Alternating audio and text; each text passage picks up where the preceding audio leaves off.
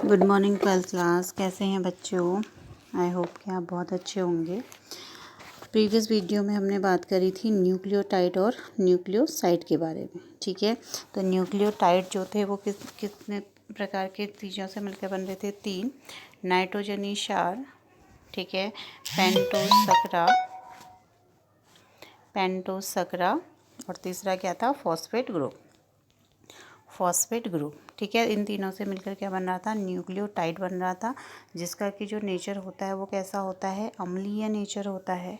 ठीक है, और दूसरा जो हम बात कर रहे थे वो क्या था? न्यूक्लियोसाइड था। ठीक है, न्यूक्लियोसाइड किससे मिलकर बना था? क्षार, नाइट्रोजनी क्षार और शकरा से, पेंटोस सकरा से मिलकर बन रहा था। और जो इसका नेचर होता है वो कैसा होता है?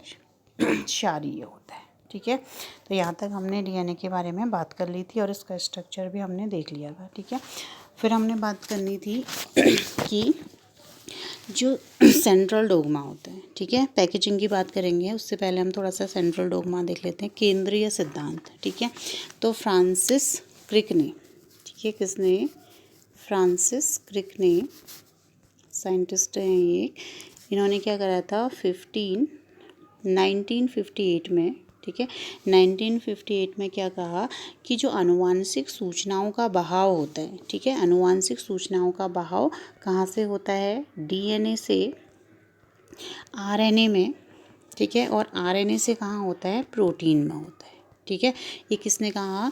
फ्रांसिस क्रिक ने कहा 1958 में, 1958 में फ्रांसिस क्रिक ने एक सिद्धांत दिया जिसको हम कहते हैं सेंट्रल डोग्मा या केंद्रीय सिद्धांत। उन्होंने कहा कि जितना भी आनुवांशिक पदार्थ है वो कहाँ की और कहाँ को बहाव है, उसका मतलब कहाँ से कहाँ की डायरेक्शन को हो जाता है। तो डीएनए से वो क्या हो जाता है? आरएनए में जाता है और आरएनए से कहाँ जाता है? प्रोटीन में जाता है। ठीक है, तो ये क्या कहलाएगा? हमारा केंद्रीय सिद्धांत या सेंट्रल डोग्मा। लेकिन कुछ विषाणु होते हैं जो क्या करते हैं कि इस जो क्रिया अभी हमने बताई कि डीएनए से क्या हो रहा है? आरएनए में जा रहा है और आरएनए से कहाँ जा रहा है? प्रोटीन में जा रहा है। लेकिन कुछ जो विषाणु होते हैं, ठीक है, तो विषाणु क्या करते हैं? उल्टी प्रोसेसिंग भी कर देते हैं, रिवर्स प्रोसेस भी कर देते हैं कि प्रोटीन से क्या बना दे रहे हैं? वो आरएनए बना दे रहे हैं। ठीक है, और आरएनए से क्या बना दे रहे हैं? डीएनए बना दे रहे हैं। तो वो क्या कर रहे हैं? हमने पहले जो सेंट्रल डोग्मा पढ़ा, हमने बोला कि जो डीएनए है उसका आनुवांशिक पदार्थ किस में जाता है? आरएनए में जाता है, और आरएनए में किससे जाता है? प्रोटीन में जाता है। ठीक है, अब हम कह रहे हैं कि कुछ ऐसे विषाणु भी हैं जो इस क्रिया को रिवर्स कर दे रहे हैं, मतलब कि पहले क्या कर रहे हैं? वो प्रोटीन से क्या बना दे रहे हैं? आरएनए बना दे रहे हैं। ठीक है, और आरएनए से वो क्या कर दे रहे हैं? डीएनए बना रहे हैं। तो रिवर्स प्रोसेसिंग भी कर सकते हैं कौन? कुछ जीवाणु। ठीक है, जो तो इस प्रक्रिया को हम क्या कहते हैं? टेमिनिज्म कहते हैं। ठीक है, इस प्रक्रिया को हम क्या बोल देते हैं? टेमिनिज्म। ठीक है, फिर से लिख देते हैं। जब क्या हो रहा है कि कुछ वायरसेस क्या कर रहे हैं कि सेंट्रल डोग्मा की प्रोसेसिंग को उल्टा कर दे रहे हैं, तो इसको हम बोल देते हैं टेमिनिज्म। क्या बोल देते हैं बच्चों? टेमिनिज्म। ठीक है, तो ये क्या हो गया कि सेंट्रल डोग्मा में आनुवांशिक पदार्थों का फ्लो कैसे होना चाहिए? डीएनए से आरएनए में, ठीक है, और आरएनए से प्रोटीन में होना चाहिए। लेकिन टेमिनिज्म में कुछ जो वायरसेस होते हैं वो क्या करते हैं? प्रोटीन से आरएनए और आरएनए से डीएनए में फ्लो कर देते हैं। तो इस क्रिया को क्या बोलते हैं? टेमिनिज्म बोलते हैं। ठीक है, अच्छा, अब हम बात करते हैं, जो हमारा टॉपिक था वो डीएनए पैकेजिंग। ठीक है, डीएनए में पैकेजिंग कैसे होती है? तो उस दिन लेक्चर में मैंने आपको बोला था कि जो प्रत्येक केंद्रक होता है उसमें जो डीएनए होता है लगभग क्या होता है? 2.2 यानी कि 2.5 मीटर के लगभग उसकी लेंथ होती है। ठीक है, अब सोचिए एक जो सेल है वो माइक्रोस्कोपिक है। ठीक है, आपने सेल अगर याद होगी आपको, तो इस तरीके से उसमें न्यूक्लियस होता है और न्यूक्लियस के अंदर क्या होता है? डीएनए होते हैं, और बाहर से माइटोकॉन्ड्रिया, लाइसोसोम, ये सारे ऑर्गेनेल्स पढ़ता है आपको। ठीक है, एंडोप्लाज्मिक रेटिकुलम, इतने सारे ऑर्गेनेल्स होते हैं। ठीक है, और डीएनए कहाँ रहता है? केंद्रक के अंदर रहता है, और मैंने बोल रही हूँ कि उसकी जो लेंथ होती है 2.2 मीटर होती है। तो इतना लंबा जो थ्रेड है वो इस केंद्रक के अंदर कैसे रहे?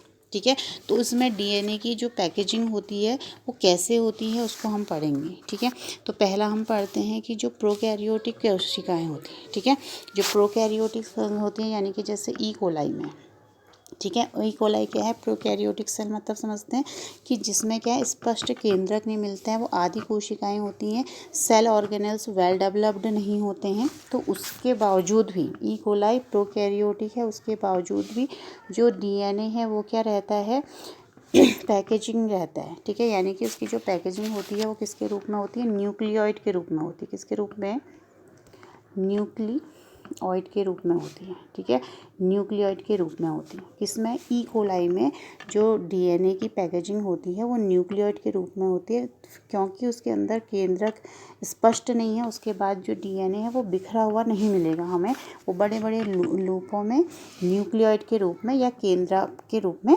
मिलेगा। ठीक है, कैसे मिलेगा, दिखेगा कि जो इसके अंदर कुछ प्रोटीन पाए जाते हैं। ठीक है, इसके अंदर कुछ प्रोटीन पाए जाते हैं और जो प्रोटीन का नेचर होता है ये कैसा होता है, पॉजिटिव होता है। ठीक है, और डीएनए का जो नेचर है वो कैसा है, नेगेटिव है। क्यों, क्योंकि वो क्या है, उसमें फॉस्फेट समूह जुड़ा हुआ है। तो ये क्या हो रहा है कि जो प्रोटीन है वो कैसे हैं, पॉजिटिवली चार्ज्ड हैं, और जो हमारा डीएनए है वो नेगेटिवली चार्ज है। तो ये क्या करता है, इस तरीके से क्या बना देता है, न्यूक्लियोइड एक संरचना बना देता है, और इसमें इस तरीके से प्रोकैरियोटिक सेल्स में क्या रहता है, व्यवस्थित रहता है। जैसे आप इस चित्र में देख रहे हैं, तो ये जो लाल पीले हरे नीले बॉल जैसी संरचनाएं दिख रही हैं आपको, ये सब क्या है, आपके न्यूक्लियोइड हैं। तो ई कोलाई में इस तरीके से जो डीएनए है वो बिखरा हुआ नहीं रहता है, बल्कि इस तरीके से गोलों में न्यूक्लियोइड के रूप में क्या रहता है, व्यवस्थित रहता है। ठीक है बच्चों, तो ये प्रोकैरियोटिक की बात हो गई।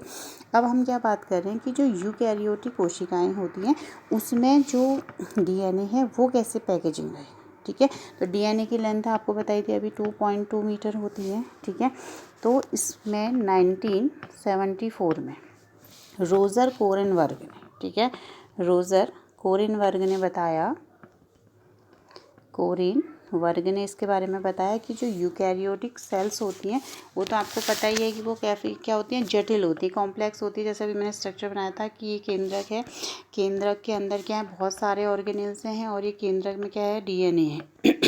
डीएनए केंद्रक में फैला ना रहे, डीएनए की पैकेजिंग कैसी है वो हम यहाँ पे पढ़ें। तो यूकैरियोटिक जो कोशिकाएं होती है वो काफ़ी कॉम्प्लेक्स होती हैं। तो उसमें क्या होता है कि विभिन्न प्रकार के धनावेशित, ठीक है, जैसे हमने आगे पढ़े जो प्रोटीन होते हैं वो धनावेशित होते हैं। इसमें भी क्या होते हैं, हिस्टोन प्रोटीन पाए जाते हैं। ठीक है, हिस्टोन प्रोटीन, क्या है नाम, हिस्टोन प्रोटीन पाए जाते हैं। ठीक है, जैसे कि H1, H2A, ठीक है, H2B, H3 और H4, इस तरीके से इसमें हिस्टोन प्रोटीन पाए जाते हैं। और कुछ क्षारीय अमीनो अम्ल भी पाए जाते हैं। ठीक है, कुछ क्षारीय अमीनो अम्ल भी पाए जाते हैं, अमीनो अम्ल भी पाए जाते हैं जिनका नाम है लाइसीन। ठीक है, एक का नाम है लाइसीन और दूसरा जो अमीनो अम्ल है उसका नाम है आर्जिनिन, आर्जिनिन। पहले का नाम क्या है, लाइसीन, और दूसरे का नाम क्या है, आर्जिनिन। ठीक है, तो ये क्या होते हैं, ये ज़्यादा पॉजिटिवली चार्ज्ड होते हैं। ठीक है, इनके वजह से क्या आ जाता है कि इसमें केंद्रक के अंदर क्या आ जाता है, पॉजिटिव चार्ज आ जाता है। ये मिलकर क्या बनाते हैं, हिस्टोन अष्टक बनाते हैं। फिर से समझाते हैं आपको। ठीक है, ये क्या कर रहे हैं, किसी भी सेल के अंदर क्या बना दे रहे हैं, हिस्टोन अष्टक बना दे रहे हैं, हिस्टोन अष्टक बना दे रहे हैं। ठीक है, हिस्टोन अष्टक क्या है, प्रोटीनों का एक ग्रुप है। ठीक है, जिसमें अभी क्या बताया था आपको, लाइसिनिन और आर्जिनिन है, जिसके वजह से ये क्या हो जाता है, ज़्यादा धनात्मक हो जाता है, पॉजिटिवली चार्ज हो जाता है। तो ये एक जगह पर क्या हो जाते हैं, एकत्र हो जाते हैं। और डीएनए हमारा कैसा है, नेगेटिवली चार्ज्ड है। अभी हमने पढ़ा था जो डीएनए है वो कैसा है, नेगेटिवली चार्ज है, तो वो इसके चारों ओर क्या होता है, लिपट जाता है। ठीक है, क्योंकि आपको पता है कि दोनों चार्ज क्या होते हैं, पॉजिटिव चार्ज और नेगेटिव चार्ज क्या होते हैं, एक दूसरे को अट्रैक्ट करते हैं। तो इस तरीके से क्या बनाते हैं संरचना बना लेते हैं, जिसको हम क्या बोलते हैं, न्यूक्लियोसोम बोलते हैं, जिसको हम क्या बोलते हैं, न्यूक्लियोसोम बोलते हैं। ठीक है, न्यूक्लियोसोम में क्या होगा कि 200 बेस पेयर लगे रहेंगे डीएनए के। ठीक है, जो डीएनए है उसके 200 क्षार युग्म जुड़े रहते हैं, किसमें, एक न्यूक्लियोसोम में। न्यूक्लियोसोम कैसे बन रहा है, फिर से देख लीजिए। कि जो यूकैरियोटिक कोशिका है उसमें हिस्टोन अष्टक इस तरीके से अंदर पॉजिटिवली चार्ज्ड हैं और बाहर क्या है, जो डीएनए है हमारा वो नेगेटिव चार्ज्ड है, तो वो इसके चारों ओर क्या करता है, इस तरीके से लिपट जाता है और इस तरीके से गोल संरचना बनाते हुए, जैसा आपको पिक्चर में दिख रहा है कि अंदर हिस्टोन प्रोटीन ने अष्टक बनाया हुआ है और चारों ओर से इस तरीके से यहाँ पे डीएनए उसके चारों ओर लिपटा हुआ है। ठीक है, तो इस संरचना को हम क्या बोल रहे हैं, न्यूक्लियोसोम बोल रहे हैं। क्या बोल रहे हैं, न्यूक्लियोसोम बोल रहे हैं। और एक न्यूक्लियोसोम में जो डीएनए बेस पेयर होते हैं वो कितने होते हैं, 200 क्षार युग्म होते हैं। ठीक है, और ये क्या होते हैं, इस तरीके से जुड़े रहते हैं। तो क्या होगा कि ये जैसे माला में मोती जड़ रहते हैं, इस तरीके से ना माला देखी होगी आपने, इस तरीके से मोती जड़े रहते हैं। तो ये भी क्या कर रहा है, यहाँ पर एक हिस्टोन अष्टक बना है, इसके चारों ओर क्या है, डीएनए लिपटा हुआ है। ठीक है, फिर आगे क्या है, इस तरीके से डीएनए लिपटा हुआ है इस तरीके से, और दो न्यूक्लियोसोम के, एक न्यूक्लियोसोम ये है, एक न्यूक्लियोसोम ये है, और इनके बीच जो जोड़ने का काम कर रहा है वो क्या है, डीएनए लिंकर डीएनए। ठीक है, लिंकर डीएनए क्या करता है, इन न्यूक्लियोसोमों को आपस में जोड़ने का काम करते हैं। ठीक है, तो ये किस तरीके से दिखाई देंगे, इस तरीके से माला में मोती के समान दिखाई देते हैं। ठीक है, जैसे चित्र में देखिए आप, तो यहाँ पर क्या हो रहा है कि जब ये क्या होंगे, एक दूसरे से जुड़े रहेंगे लिंकर डीएनए से, तो इस तरीके से क्या होगा, ये माला में मोती के समान दिखाई देंगे। ठीक है, तब ये माला में मोती के समान दिखाई देते हैं, तो इसका जो नाम हो जाता है वो हो जाता है क्रोमेटिन। क्या हो जाता है, क्रोमेटिन।